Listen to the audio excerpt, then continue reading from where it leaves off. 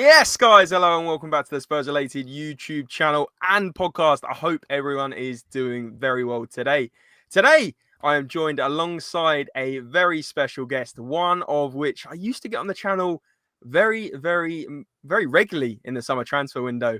And that is none other than Alex Barker himself, aka Euro Expert. Although, Alex, I'm sure you're going to tell me off for calling you Euro Expert, but that's what we know him around here on the channel as. Alex been coming on our channel for around 3 or 4 years now, works for The Athletic, but I'm sure you guys know him from Twitter and maybe on YouTube as well. So really excited to be talking transfers and all things related to Tottenham Hotspur links, which we should be talking about more of because we've only signed Mohamed Kudus really externally. But enough of that. Alex, how you doing, mate? Yeah, I'm doing good, thank you. It's been a while since I've called Euro Expert. For anyone who doesn't know, I got bullied by Messi fans, so I just decided to kill it, and then that way I could avoid all the bullying. It was great. I was fed up of all the comments being like, anytime I had a controversial take, people would respond with saying, "Oh, look at Euro Expert over here." And you know what? I don't get any of that now, so it was a good decision. There you go. There's the decision from Alex on why he's not Euro Expert anymore. I like the name, mate. I like the name. It shows you know your stuff, and Alex does know his stuff. And guys, if you are new to Alex's talks and you do enjoy what you see in this stream, please go and check out his socials as well. He does great stuff for The Athletic, which I'm sure you have also seen. But let's go through the chat, and guys, whack your comments in. We'll review a few different players. Let us know who you want Tottenham to sign before the end of the window, because let's be honest, we're in a matter of days now until it does end. And like I said, one key signing, permanent for Matthias Tell. You could argue that's a signing, but again, externally to actually improve this squad, we've only signed Mohamed Kudus, which in my opinion is an absolute shambles. But we all know what happened to Morgan Gibbs-White. Alex, I'm sure we'll get into that because I think I saw you tweeting about that situation as well. Got Simon in here saying another day, no signings. Surprise. Alex, you got to understand, and I'm sure it's, you're very aware of Spurs fans and how toxic it can get. Like, a lot of the people in the chat will be frustrated, as am I, about the lack of signings. Josh Sinner saying, evening, lads. Spurs are linked with Liao. We get onto Liao and how he may be a good signing as well. Suku saying Spurs are linked with Sanchez and Bilal El Kanous. Have I already pronounced the name wrong, Alex? There's 5 words there, and you got 4 of them right. I'll give you that. Okay, give me a bomber, please, Alex, says Simon. But anyway, guys, if you are new to the channel, please hit subscribe. Please keep smashing the like. The support on the channel has been immense recently. Hundreds of you tuning in live and thousands of you tuning in offline. So I really appreciate all the support. We're on the way to 4,000 subscribers. Hopefully get to 5,000 by sort of the start of the season. But Josh is saying we're linked with so many players, but unfortunately it'll be the cheaper option. Well, I'm not going to quiz Alex on what we think is going to happen. I want to quiz Alex on what he thinks would be good and what Spurs should be doing. So let's get straight into it, Alex. And I know you laughed at me on the backstage talking about Rodrygo Goes of Real Madrid and what a high-profile name he is. There have been a few, let's call them tier 3, tier 4 sources that are linking us to him. Just very quickly, without absolutely slaughtering Tottenham Hotspur, because I know, Alex, you don't mind Tottenham. I know that deep down, but what's your thoughts on Rodrygo? A, is it realistic? I can probably answer that one for you, no. But B, do you think he would be something that Tottenham should be looking for? And if you don't think we can get Rodrygo, who of a similar caliber, maybe slightly under, could we get in that sort of same position? I was laughing at the last paragraph there where it said, should Rodrygo be open to a move to the Tottenham Hotspur Stadium? He's a name they would consider. That's a wonderful way of putting it. TBR football. Yeah, I mean, for your first question, I don't think he'd move there. Sorry. And the reason is because I think he's an extremely good player who is reserved, sadly, for the elite clubs, the teams who I'd say are challenging for a Premier League title or for a league title, and Tottenham are not in that category yet. So I mean, in terms of sort of player you asked, like a left winger who, I guess is quite versatile, but he is that a very productive dribbler, someone who can break down blocks. It is the sort of player that I think Tottenham would want to target. I guess it all comes down as well to what happens this season and how you try and break down teams. I think Thomas Frank being in charge is going to be someone who just wants to attack at pace. So in that sense, you might not be facing that many blocks, and maybe a player like Rodrygo isn't necessary. In his absence, I think a left-sided player does seem to be on the cards to Tottenham. Mikey Moore heading out on loan. Son's future in doubt as well, right? And I don't think he's of elite Premier League standards anymore.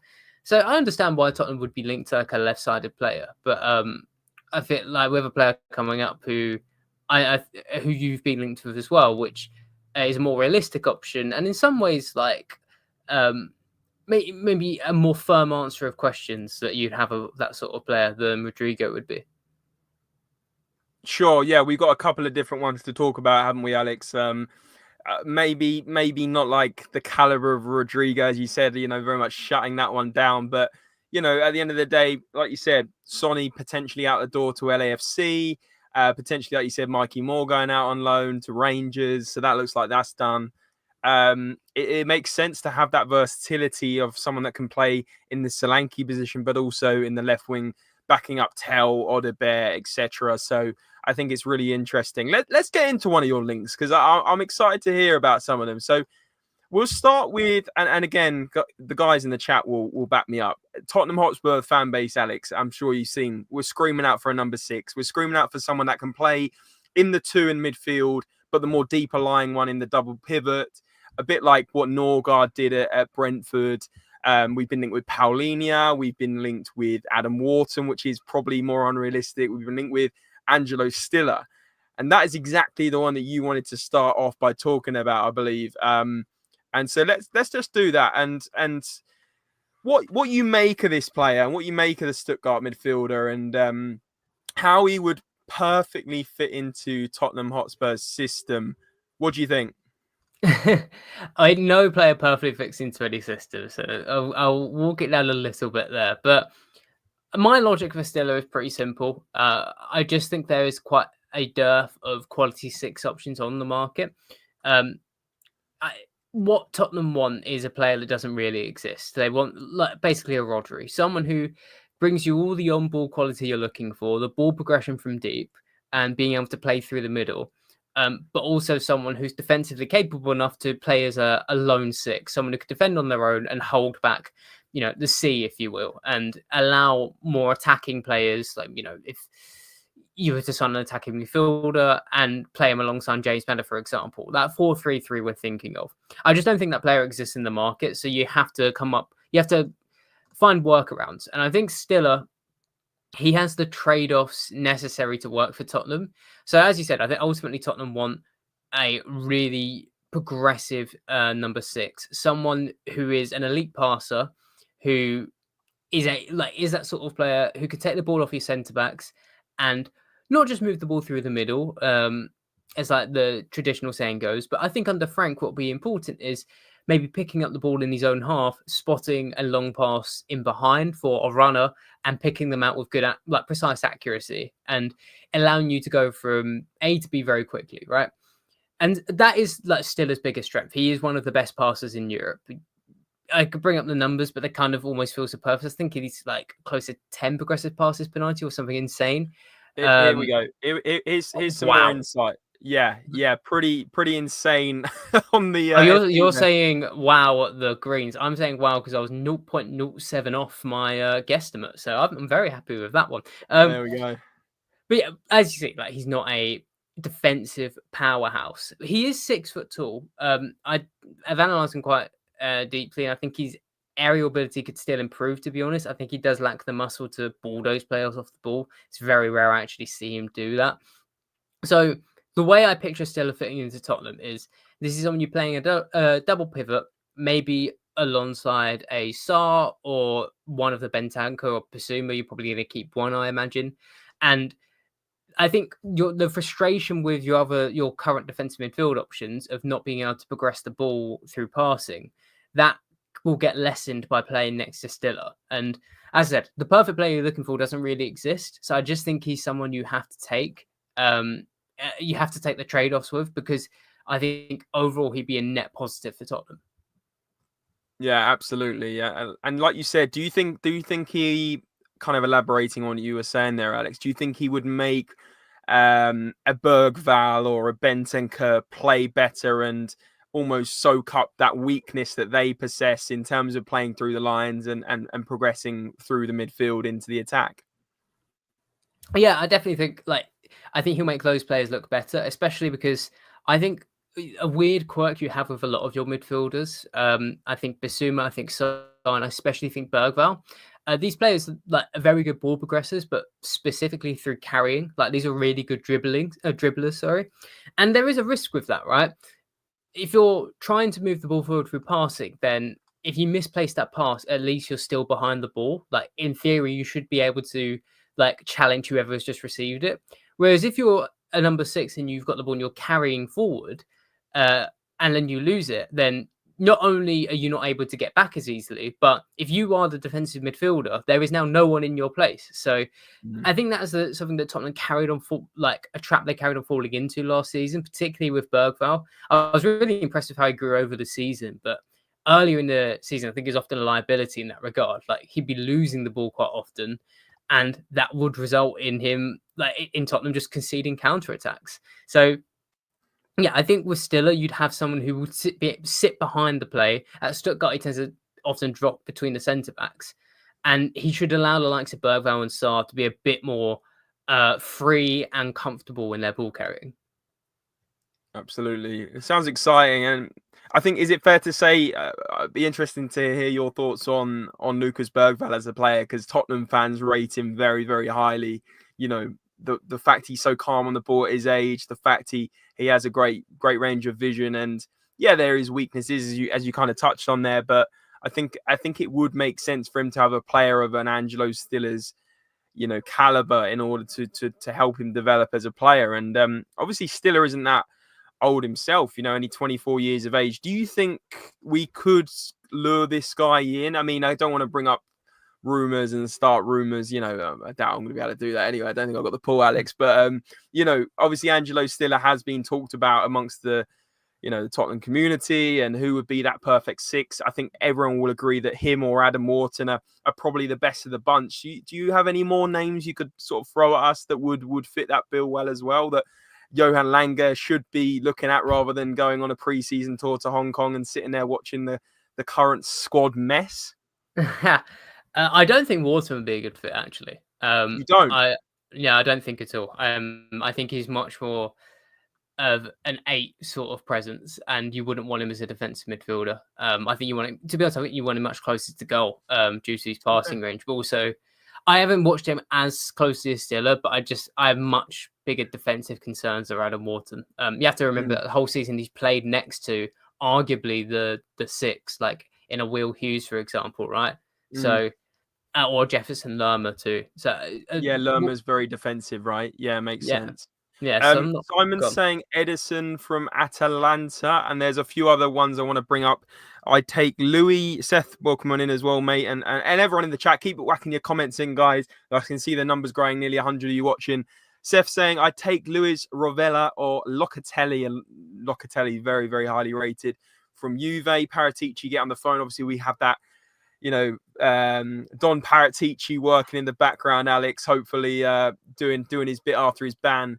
Also, people saying about Lookman. We'll come on to the wingers and the forwards more in a minute. Just sticking on the number 6, though. And I was also seeing SAFC, Tom saying Spurs will go one better and finish 16th. At this current rate, Tom, I don't think you're wrong, mate. I honestly don't. I don't think our squad's good enough. Signing Mohamed Kudus, we finished 17th under Ange. We won the Europa League. But actually, if we don't make 4 or 5 signings, we are honestly... I think we'll finish 12th at best. That's me being deadly honest. Heung says Callum.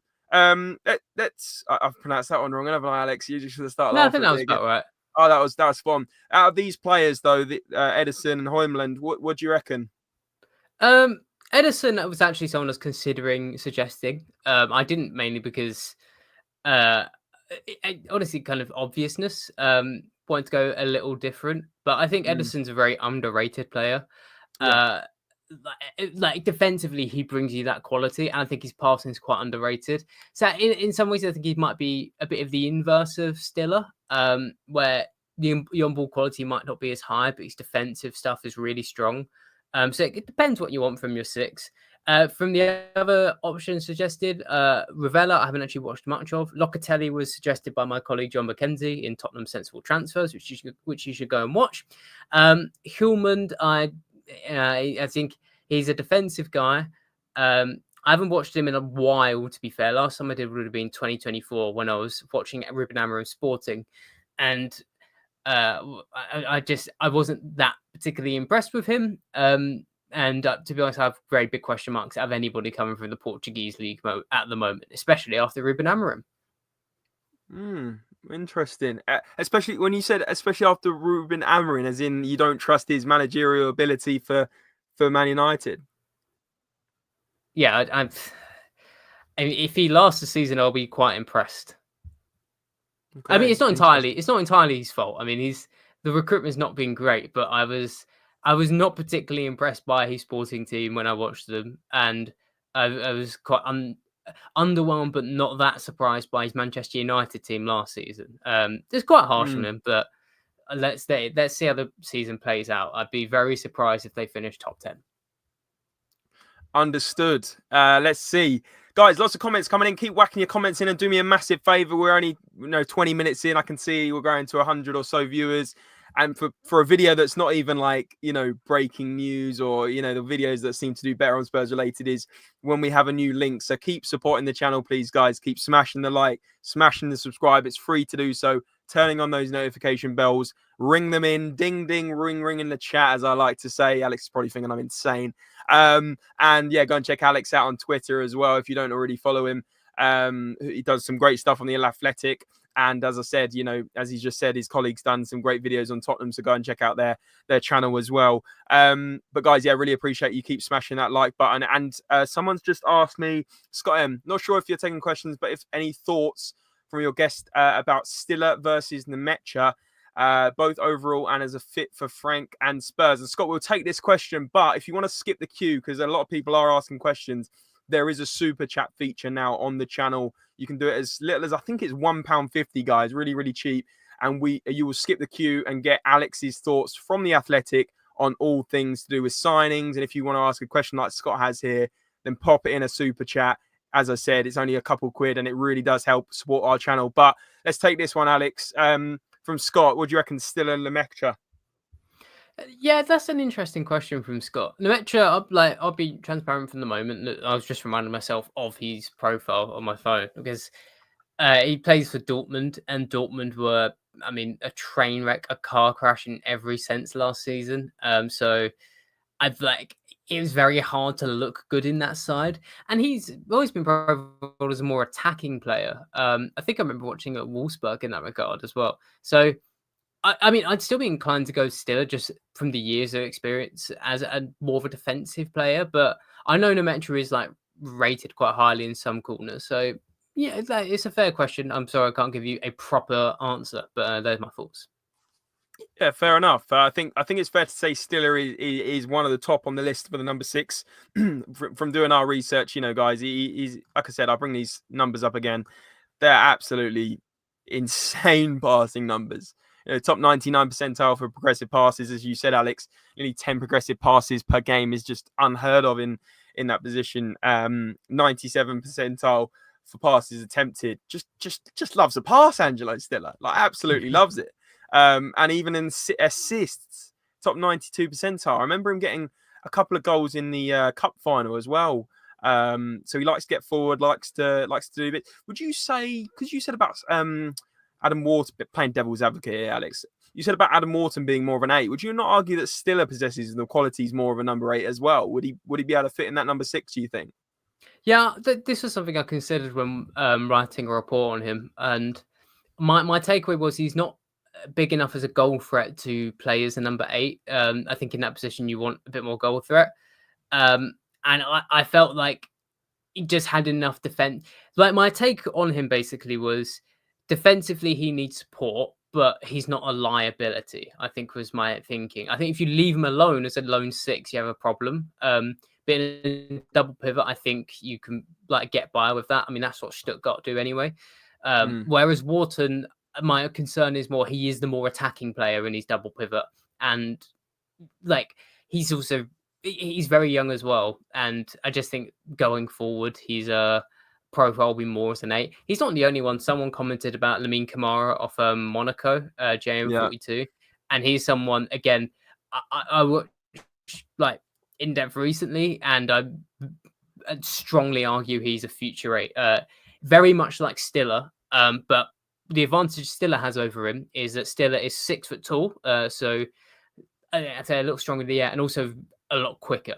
Stiller can nip around quite easily, whereas Lamine Camara of Monaco, I think weirdly he's quite a slow player.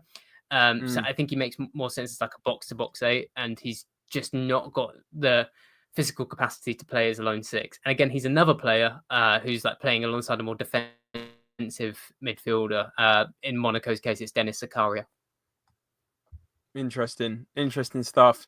Guys, let us know what you think in the chat based on what Alex has said there about Angelo Stiller. Whack it in the comments section below. And while you're whacking it in the comments section, make sure you are still hitting that thumbs up, hitting that subscribe. It is all free to do so. And as I said, if you want to skip the queue for this next segment and ask Alex a question based on more attacking players that potentially could be coming into the door at Tottenham Hotspur, whack it in a super chat below. I think you can do it, as I said, for a couple of pounds, guys. And it really does help the channel grow and really helps everything else. Alex, shall we talk about the attacking options then? Because I mean, I feel it's a harder market. You might tell me I'm wrong, but I just feel like sometimes it's harder, obviously, to get a forward than a number 6. I think. Let's start with your shout that you messaged me earlier, and we'll go from there. Alex, tell us a little bit about this player and why you think he could be a gem. Because not to undo what we're about to discuss, but I brought up his FB ref and I said, listen, Alex, you're going to have to convince me on this guy because I don't know a lot about him and his FB ref doesn't blow me away. So tell the audience about what we can expect from this guy if we were to be, well, I mean, there's no real concrete link at the moment, but tell us about this guy. I appreciate you saying this guy because you're too afraid to pronounce his name. It's Arnaud Calem-Wendo, mate. Arnaud Calem-Wendo, and you're welcome to get his FB ref up. I've seen he's been linked with Spurs at points, and I think that was where he first came across my radar because I thought similar to what you're thinking right now. You look at this and go, really, as a forward to Spurs, I don't really get it. And I wasn't quite as negative because I was aware of some context, and after watching him at the weekend, actually. In a scouting report, I've come away, honestly, that one of the biggest turnarounds I've had on a player, actually. So the context behind these stats, I would add 2 things. He played at a Rennes side last season and went through 3 different managers, and over halfway through the season, we're in the relegation zone. One of the worst seasons of a top club in Ligue 1, like modern Ligue 1 history. They just completely collapsed. Calem-Wendo, obviously, he's not going to be playing well on a team doing that badly. But he was also shifted around positionally. So Rennes generally played a 3-4-3 across this season, even across 3 different managers.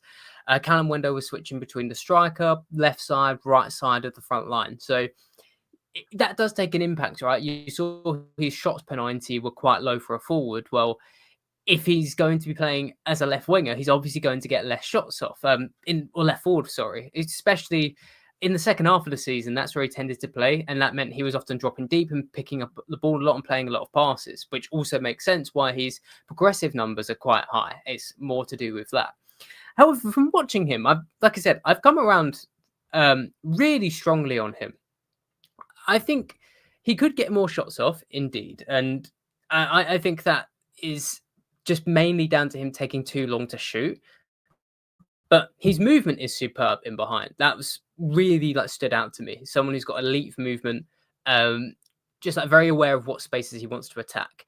He's a very silky dribbler as well, and very skillful. Something I really like about him. He's only, I think, 5'8" or 5'9", but I kind of liken him to a French Lautaro Martinez because he's very small, but I'd say he's got better hold up and link up play than most quote unquote target men.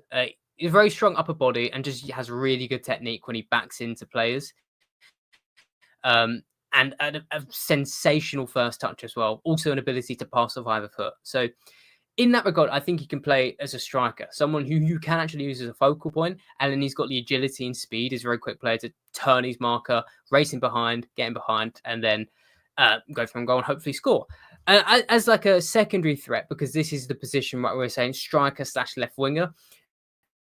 I think he's a very strong dribbler as well. I think if he was put in a wider position this season, much of his activity has been in central areas. I think he's, like I said, very skillful, really nice footwork, like really nice ball rolls and step overs.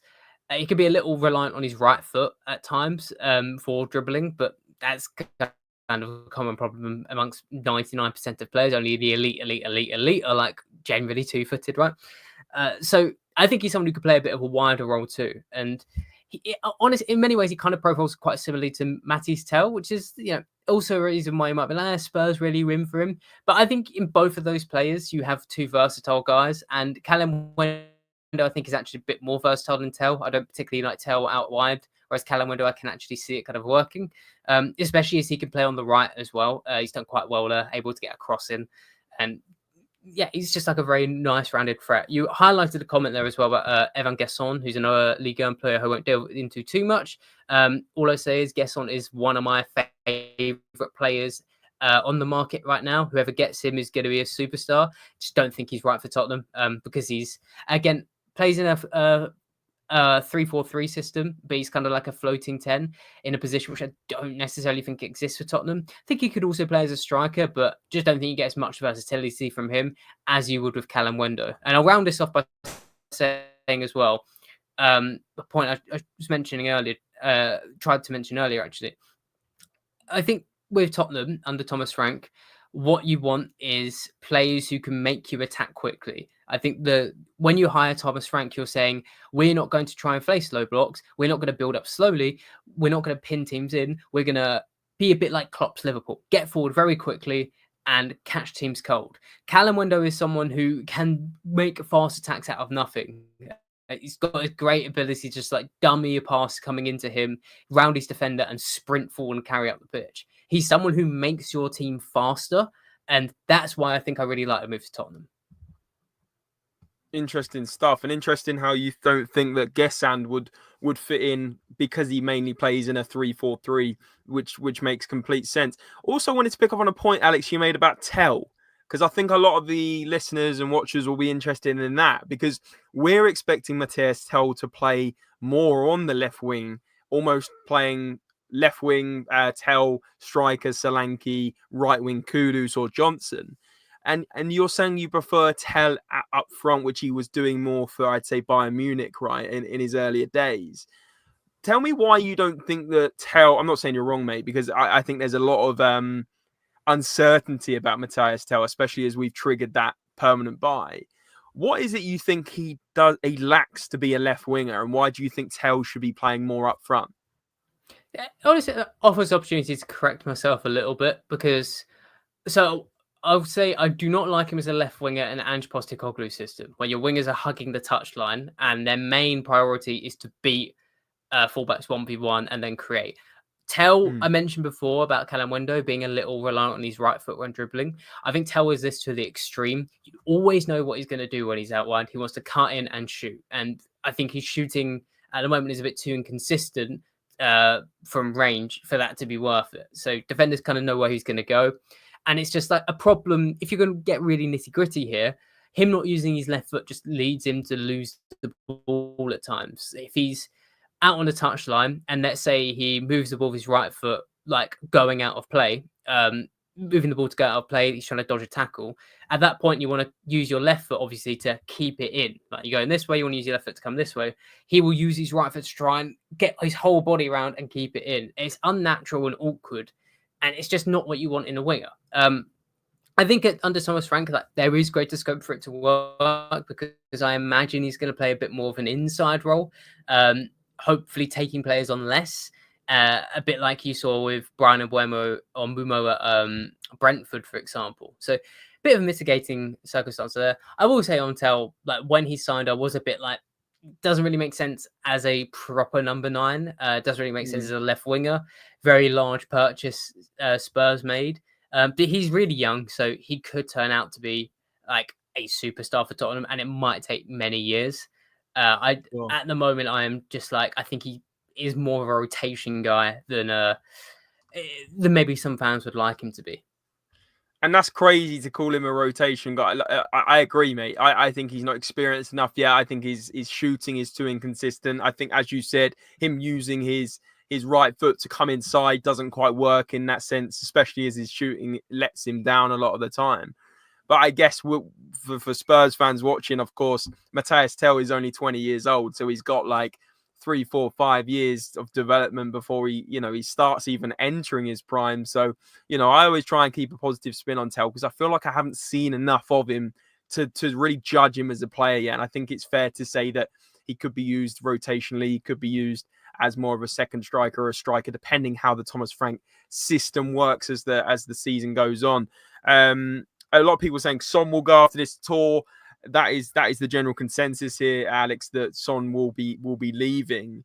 I guess a question for you, and guys, get for the last sort of 10-15 minutes of the stream, get your questions in for Alex. I will prioritize those that are whacking in super chats. In fact, I don't think we've had a super chat since we've been back, or a membership, and you can be a member on the description below as well, guys. You can become a member for £2 per month, and again, helps the channel massively. If you can't financially support the channel, again, don't expect it. It's all just nice to have. If you could smash the like and subscribe, though, that is free to do so. So please do keep subscribing and smashing like, and obviously ring, turn those notification bells on as well. But for Alex's last question from me, anyway, before we go to the questions in the chat, Alex, who do you think, if you had £150 million, bearing in mind we were going to spend 60-70 on Morgan Gibbs-White. That's not happened because of Mr. Marinakis. I'm sure you've seen all about that. But who would you sign if you had, say, £150 million for Spurs for the rest of the window? It just generally, yeah? Not a specific position.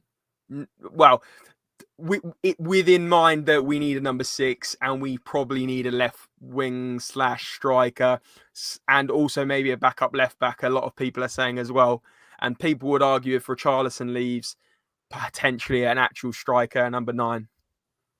Okay. So not much to do, mate. Not much to do at all. We're really prepared for the season. I think Stiller would be, even with that price bracket, I think he's the guy I would go for. I just think he's of the pool of players that would probably join Tottenham, and like a big club might not take away from you, let's say. Not a big club, a Liverpool or a Real Madrid. Even though Real Madrid, I think, have been interested in him before. But I think Stiller is someone you can get and is top of the player list you could get for me. Just in my thinking. I think with that money, you could maybe do better than Callum Window, potentially. But again, you're kind of in this awkward patch as well. Because I think especially with the forward market, the left winger market, there's quite a gap from the players. I think Luis Diaz, for example, has just gone to Bayern. I think Bradley Barcola at PSG, I don't think he's leaving, but that sort of caliber of player where they're going to get traded around the super clubs. And then there's a bit of a drop off to the next guys who I think all have their issues. So Callum Window is I'd still be going for him. It's the reason I suggested him. But I'm looking at my shortlist now. I'm thinking, is there anybody else you could go for? And I mean, a lot of these players I have down have been taken, like Jamie Gittins of Dortmund. He might have been interesting. Garnacho, I genuinely think is very underrated. You just opened up a 10-minute segment, mate, on Garnacho. Sorry, I don't want to interrupt your flow, but that is one that's going to cause stirs because I don't know. I think there's a player there, but there's also an attitude problem, which we obviously won't delve too much into. Why is there an attitude problem? Why he was at Man United, who having their worst season in history. Worst season in history. He on the pitch, you look at his pressure numbers, he's one of the top wingers in Europe for pressures and work rate. So work rate on the pitch is good. No, there's like issues off the field, but once again, it is at a very turbulent Man United side under a manager who at first didn't even like him, and then the breaking point. This is just my personal opinion here, but the Yeah. breaking point for Alejandro Garnacho seemed to be, I was playing well, then I was benched in the Europa League final, and then I was subbed on late, didn't get given the chance to do well, and immediately after I've just lost the European final and I'm gutted, someone interviews me, and then I have a bit of a raw moment for a 20-year-old kid, and everyone has decided this guy is like, he's like the worst human alive. And I just look at it and think, okay, maybe there is a lot to this here, but at the same time, I have a lot of sympathy for his situation. So, 100%. Garnacho, I whenever I feel issues come up, I'm always like, there's nuance there. Yeah, I got a few mates that are Man United fans, and they personally want him gone. But they want people to buy him, which I think is interesting, because it was only a few months ago where they were saying he's the star boy and he's the next big thing. And he was a bit inconsistent last season, of course, but I think there is a player there. I would agree with you on that. It just depends how he'd fit into Thomas Frank's system. Do you think he'd work in the Thomas Frank system? I think so. I mean, to be fair, he's kind of like Odegaard, so maybe like you don't necessarily need him. This is the thing as well. A lot of this left wing forward position, like we said, we've got Odegaard, you've got Tell. This could all work out. So I think people's fear is like Tell inexperience. Odegaard had a lot of injuries recently, and we still don't really know how good he is, I guess. Yeah. So I can understand like people's fear, and maybe you want that more solid left wing option. But I mean, one option, if you could get him, it looks like Chelsea have agreed terms, but Xavi Simons would be superb. he's a golden option. But you could get him, that'd be great. Yeah, it looks like he might be heading to Chelsea. I don't know the latest on that. I think a couple of days ago I saw it was very close. We've got Simon in saying Alex should be on TalkSport. Simon, Alex is on The Athletic, which I would argue is better than TalkSport. So if you haven't seen Alex's content before, and guys, this goes for the 100 and so of you watching live, go and check out Alex's Twitter and also his features on The Athletic's YouTube channel. He does lots of great stuff. He starts bringing out the screens, like a bit like Monday Night Football. I've seen all the videos. So go and check that out, and go and check out his content. I don't want to get you in trouble contractually, so I'm not going to start bringing up those comments. But anyway, Roger's saying Bilal El Kanous reminds me of Musiala, and someone else was asking about him as well. Let me try and find a comment. Here we go. Here it is. Yeah, what about this guy? What do you think, Alex? I was getting his little scat report up, so I had notes to go off, but I think I can remember pretty clearly. Bilal Kanous, I was excited by his passing, another superb passer. And as has been spoken about, he's really young. I think he was in a horrible Leicester side last season as well. It's worth saying. So I don't think he got that much in the way of goals and assists, but who would in that team? I had two major concerns on him. I say major concerns. I think these things can be ironed out by good coaching, but two things at the moment that would, for me, bar him from being a starter and relegate him to a rotation option. And more so than Tell, actually, for me. So first one is lack of scanning. So El Kanous, I'd say, is quite an unaware player when he's on the pitch. What you want in the midfielder, especially in central areas, is someone who's constantly looking over their shoulder. They know where opposition players are, which means when they receive the ball, they know how much time they have on it and know if they have to play that pass straight back or if they have time to turn and play a pass. And the really good midfielders who scan a lot and know where their teammates are as well, they're the ones that can play first time or like take a touch and then ping passes and add that bit more zip in your build-up play. El Kanous is someone who often receives the ball having not scanned, not aware of where players are. He knows this because when he receives the ball, he often take take a big touch backwards, give himself a bit of space, like give himself a bit of time to eventually turn. And he does this because he knows there could be someone behind him because he's not checked. So he basically slows play down, and in a Tottenham team where you want to speed things up, that's going to be a problem. Another thing that is the issue for me at the moment, much more simple, he's one of the worst shooters you will ever see. My goodness, you go through his shot catalogue from last season and most of it is off target by quite a distance. And really? It's not even just a case of like, it's not just a case of bland shooting bad. like as a statement, but in all the technique in terms of trying to bend it to the far corner, lace it across goal, or just like placement, for example. I just remember watching El Khanouzi thinking in every one of these regards, he's a disappointment. So this is something that can improve with coaching. If I remember rightly, he did get a lot of power behind his shots. It was mainly the accuracy. But yeah, if Tottenham only signed him now, he was the only player they signed going forward. Yeah, I'd be a bit disappointed. Okay, interesting stuff, mate. There you go, Raja, who asked that. El Khanouzi is probably a no-go from Alex, and I've just looked at some of his stats as well. I mean, 2 goals, 3 assists in 32 matches for Leicester. It's not great, is it? It's not great. What else? Benjamin Sesko, I've got to ask questions about. Maybe we'll come on to him because I don't think that's a realistic one. One that is semi-realistic, which I did a video on the other day, is about this guy. And I've had a couple people comment in the chat. That is Georges Mikautadze. Do you know what, Alex? I tried to pronounce that like 7 times before I did the video yesterday. I got it wrong every single time. So I can't pronounce some players' names. So you're gonna have to excuse me on that one, guys. It doesn't mean my knowledge is bad. It just means my English pronunciation is bad. But Alex, according to some sources, we get him for around 20 to 30 million pounds. His contract expires in 2028. Maybe it would be a little bit more than that. This player is someone that everyone in my comment section seems to absolutely love. Obviously, his return is pretty good as well. Let's get up some of his stats for you. 99 goals in 195 matches, 28 assists. That is averaging about 0.6 or 7 goal contributions per 90, which in my opinion is phenomenal, especially as he can play off the left and up front. Now, let me get your thoughts on this guy, because Callum and the likes of a few others in the chat are saying unbelievable player.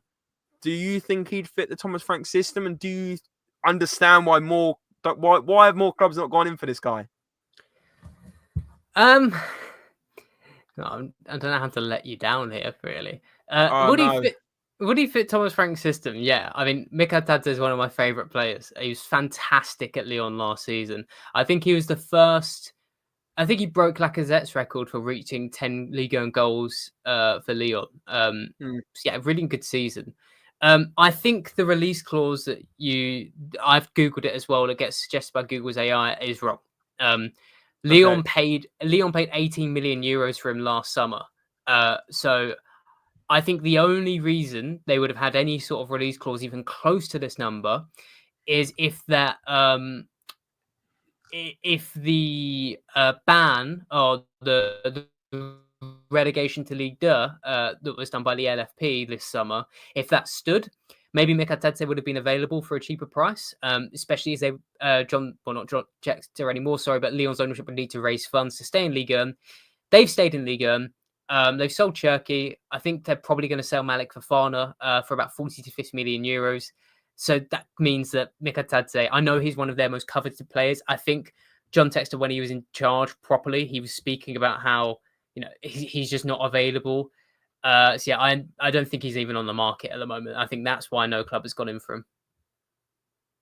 Interesting. I guess that makes more sense as to why, we haven't seen many links. I personally haven't seen Fabrizio tweet much about this guy, if at all, this summer, right? So it's a shame.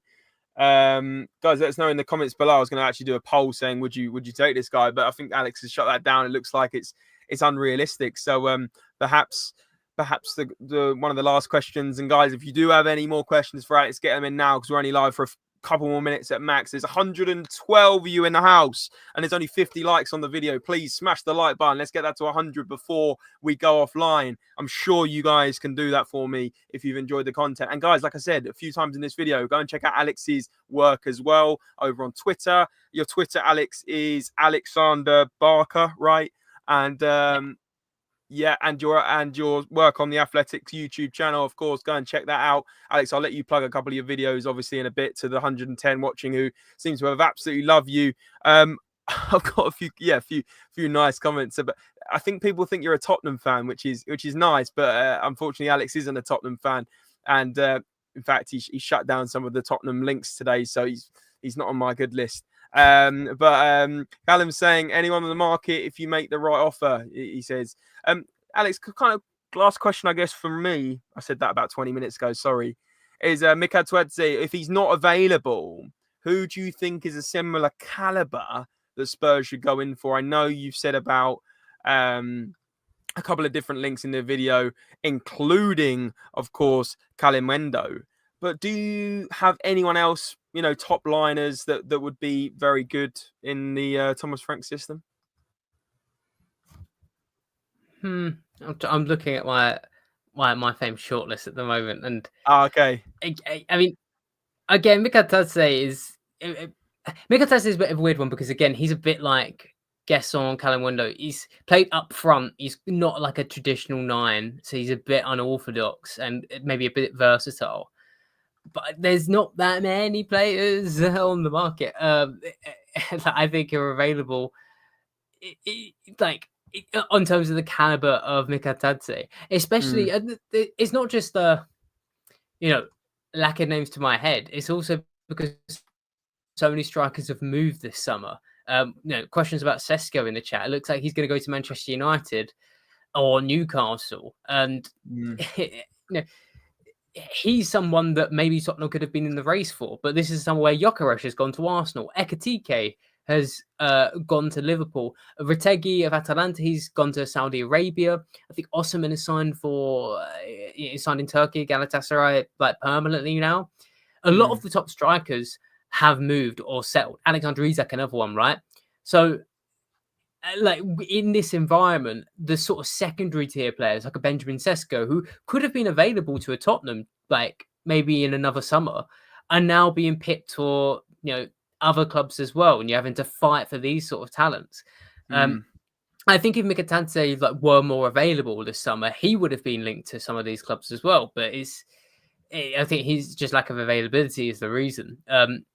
It's just a very difficult market to suggest these top players. It's coming back to that conversation about Stiller. Everyone's looking for a perfect 6. They just don't exist in this transfer market. So you have to take your trade-off somewhere. Yeah. It seems like it's going to be an uphill battle, mate, for Tottenham to get some stuff done. And part of the problem why we're falling behind, mate, is because we don't I don't want to get on a rant at the end of this video, but we don't bid enough for players. We don't get ourselves involved. Isak looks like he's going to head to Liverpool, then they're going to replace him, right? And that's how it works, and we're not seeming to replace Son, who has passed his best, probably has passed his best for last season or two, but we haven't done much about it. And that's the problem is we're not, you say players aren't available, but we've missed out because we haven't got there quick enough on certain players. I'm also been asked about Vissa. Vissa's still available, but Newcastle are heavily linked, and it looks like he'll probably go to Newcastle. I don't know on the latest on that, but there's certainly a lot of players which we've missed out on because we're not quick enough. I don't know the latest on Vissa to Newcastle. Alex, do you? Got a couple of people asking in the chat on this. No idea. Sorry. Who knows? So my last question, again, I've said this 3 times. Alex, Morgan Gibbs-White obviously fell through. Do you think Tottenham even need a 10? Because I'm not sure we do. I mean, yeah, that's another player where on the surface, I'm not 100% certain. I guess it comes down to your opinion of James Maddison's availability. And I know, the argument as well is you could play Kulusevski there too, or I think Bergvall as well has been mentioned, right? People mentioned Al Kanous. I critiqued him, but I didn't say I'm against that transfer. Sure. I think he's one of the last players you buy in the window. But in terms of Morgan Gibbs-White, I can see why you wouldn't necessarily need him because at that point, I think you have 2 starting level 10s in him and Maddison, and both players can't really play in other areas of the pitch. So maybe it's a blessing in disguise that move fell through. Yeah. You say a blessing in disguise? Yeah. Okay. Interesting. Let's see what the guys think in the chat about that. Do you think Morgan Gibbs-White falling through, guys, is a blessing in disguise? Let us know in the comment section below. If you're watching on repeat or you're watching or listening on the podcast, if you're watching on repeat, put your comments in about all these topics and let me know which players you think we should sign.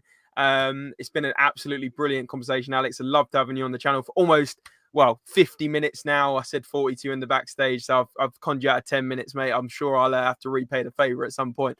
But thank you so much for coming on, Alex. How did you, where can people find you? And guys, before you click off, please do me 2-3 favors. Like this stream, subscribe to SpursRelated if you are new, and turn on those notification bells to never miss us going live, because we go live every single day, or we do a video every single day. So the consistency is there and you'll never miss a video. But also, please go and check out Alex's work.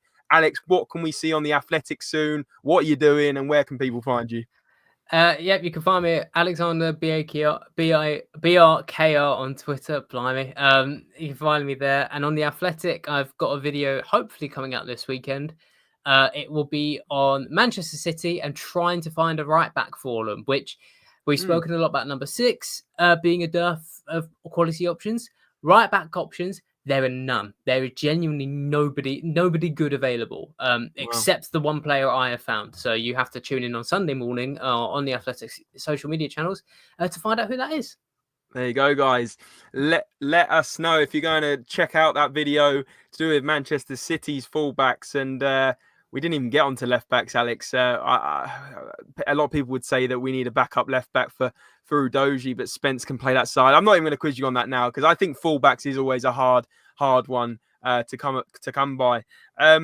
Alex, like I said, mate, really appreciate you coming on. Guys, please do smash the like, smash the subscribe. It's free to do so. Send your super chats in offline if you want to help out the channel, and join as a member. Who's going to be our first member? We've only had memberships available for a week and no one's joined as a member. It's in the description below if you do want to join and come on member shows to get your fan reactions after games in the season, which will be good fun. So please do join as a member if you can afford to do so for a couple quid a month. Smash like, smash subscribe, check out Alex's socials, check out The Athletic. And as always, guys, remember, come on, you Spurs, do some signings. Guys.